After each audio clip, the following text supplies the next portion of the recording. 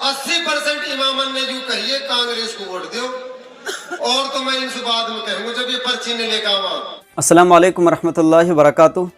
आप तमाम नाज़रीन को MT न्यूज़ इंडिया में खुश आमदेद। मैं आपके साथ आपका मेज़बान साहिब कासमी। नाज़रीन इकराम, गुज़िश्ता कल चौधरी रईसा के मन से ये वीडियो क्लिप सामने आया जो अभी आपने देखा, जिसमें यह जनाब इमामों के ताल्लुक़ से वाहियात बकता सुना और देखा जा सकता है। इसका पूरा वीडियो क्लिप भी मैं आपको सुनाऊंगा, लेकिन उससे पहले बता दूं कि इमामों को पर्ची वाला कहने वाला ये जनाब शायद लहरवाड़ी का है। मजीद इसका नाम बताया जा रहा है और शायद ये वहाँ का सरपंच है या रहा है, इसकी ख़ास जानकारी मेरे पास नहीं है। खैर, मैं भी घर आया हुआ था और अभी भी बुखार भी है, लेकिन सोचा कि इस पर कुछ कहा जाए ताकि इसको पता चले कि इमाम और उलमा क्या हैं।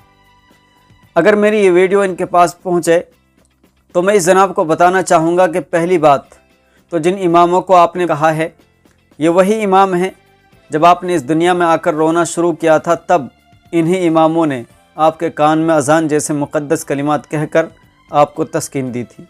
रोज़मर्रा ज़िंदगी का हाल व अहवाल और जो मसाइब और तकालीफ़ आती हैं उनके हल के लिए इन्हीं से रुजू जो किया जाता है और हुआ जाता है, उन्हीं को भी छोड़िए।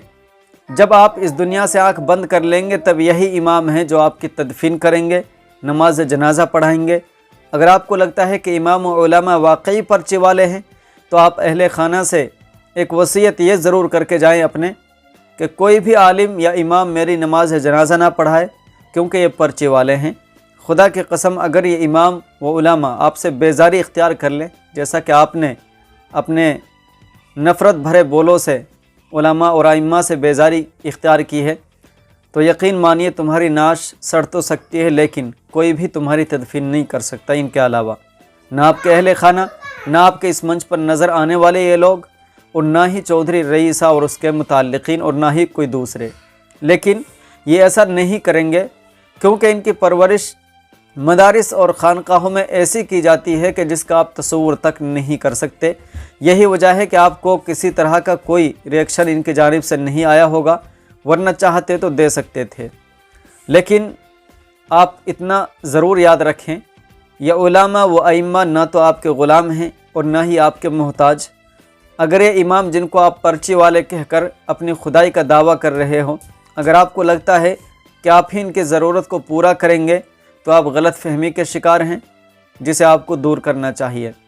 और जिस खुदा और अल्लाह की कसमें खा कर के आप अपने कामयाबी और कामरानी की दुआ कर रहे हो, डरिए उसी अल्लाह से, क्योंकि जिनकी इज़्ज़त से आपने खिलवाड़ करने की कोशिश की है वो आइम्मा व उलमा हैं जिनको नबी करीम सल्लल्लाहु अलैहि वसल्लम ने अपना जानशीन कहा है, अल उलमा वरासतुल अंबिया कहा है।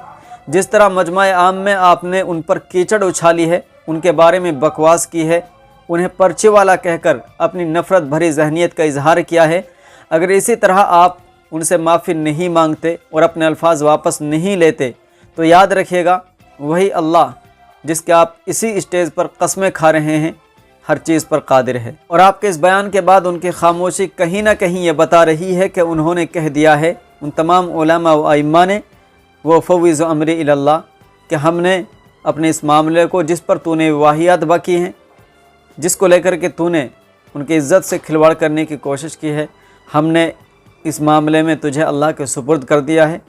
अल्लाह अब तेरे इस मामले को हल करेंगे।